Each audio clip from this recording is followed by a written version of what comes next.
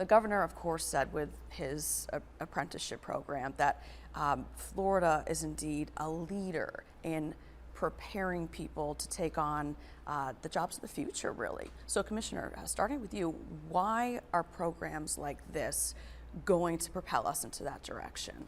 Well, he set a goal. He wrote an executive order, and Governor DeSantis said, here's what we're going to be. We're going to be #1 in the nation in workforce education by 2030. It's a very ambitious goal. We sit somewhere around 20. But what that means is getting all of those people that we can between the ages of 18 and 65 with some sort of credential. And one of the ways we do that, and the governor talked about it quite a bit today here, was in the apprenticeship program, you got individuals who are getting jobs, real jobs, minimum here on the apprenticeship program is $15 an hour plus benefits, and as they go along the apprenticeship program, they get pay raise, and then when they're completely done with the program, they get an increased salary. And they're doing it without student loan debt. It's earning to learn. They're earning money while they're learning. And when you have that kind of a program, it's a game changer. It gives them more opportunities to start their lives. It gives them, the video that was shown, one of the apprentices said, it's the absolutely biggest thing that's changed my life. And that's the kind of impact that we can have. And when we have that kind of apprenticeship program married with a great K-12 system, a great college system, a great university system, I always say Florida's the education state. Whether it's apprenticeships, K-12, we're the education state. We lead the nation in almost all those categories. So then, do you think that our universities and our public schools right now are prepared and equipped with the stuff to train these kids in this apprenticeship path? Is that, or do we need to dig deeper into our schools to tweak it a little bit? No, it's a great question. And the game changer, and this is what we talked about downstairs, the game changer has been Governor DeSantis. Governor DeSantis, in just 7 months, let me just put things in perspective. In 7 months, we went from having maybe 7 to 9 apprenticeship programs approved a year. This year alone, in the time Governor DeSantis has been there, 31 apprenticeship programs. We're almost at a 400% increase. Now we have 11,000 kids in apprenticeship programs and over 220 programs. It's a complete game changer. And then he got through the legislature $10 million to start, and literally letters will go out next week to colleges, K-12 institutions, business communities, folks like this, and saying, here's $10 million. Here, send us what kind of apprenticeship program you want to start, or how you take an apprenticeship program like the Broadband Field Tech apprenticeship program and put it on steroids and make it even better. And so that literally starts next week. So things are in motion right now. All of that by Governor DeSantis. So Ken, curious to know then, what companies are best served by these apprenticeship programs? Because some people might think, industrial, manufacturing, construction, but it's more than that, right? It's more than that. Apprenticeships are so important for every type of company.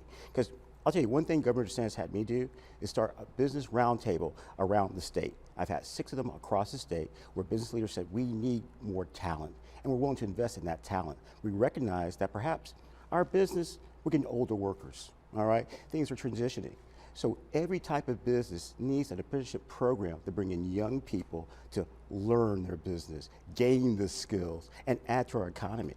So what Governor DeSantis has done is open up the playing field and said, not just college is the only way, but there's multiple ways. But it's a combination of government and business coming together to understand the needs, to feed these people and educate them for the 21st century. And what about retention? Because some of the numbers that we're getting says that 91% of apprentices, they actually have their job 9 months after. That seems pretty good. Is that accurate? Is that kind of on par with?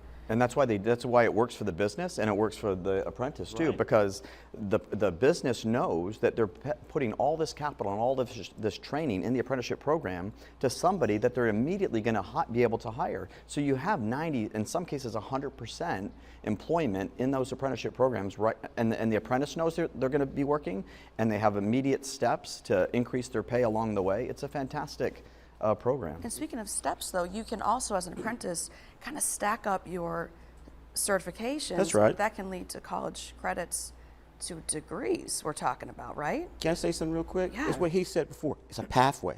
Governor DeSantis realized it's not a corridor, but it's steps where you can grow. So here's an entree here at Charter Communications. Allow some person to come in, get trained, earn a good wage, and learn, but continue to learn. And what the commissioner is doing right now by evaluating her system, ensure that education is in tune with those needs so an individual, a Floridian, can continue to evolve, not be stagnant, but evolve through time.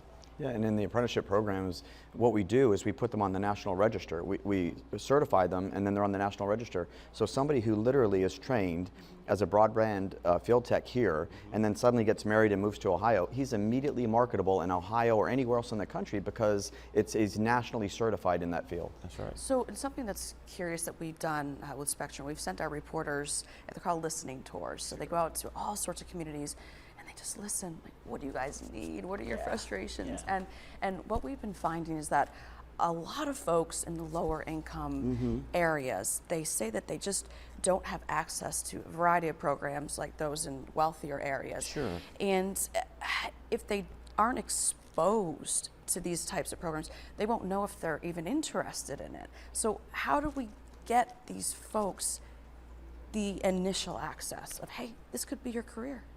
How do we do that? Well, we are doing these apprenticeship programs and the letters that are going out to our entire K-12 institutions.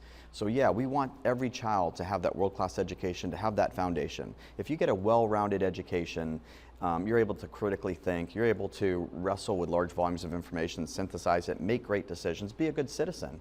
But you should also have that exposure. Once we give you that well-rounded education, have that exposure to apprenticeship programs in the K-12 setting. Have that exposure to industry certifications in the K-12 setting. And when we do that, as the governor said, a lot of kids will say, you know what, I didn't know that, he and I went to a Hillsborough event, and a young child, brilliant kid, AP courses, he has like a 4-point-some GPA, but he also got certified in welding while he was in the high school setting, getting that well-rounded education, and he's already getting job offers on welding and scholarships on, the whole world's before him.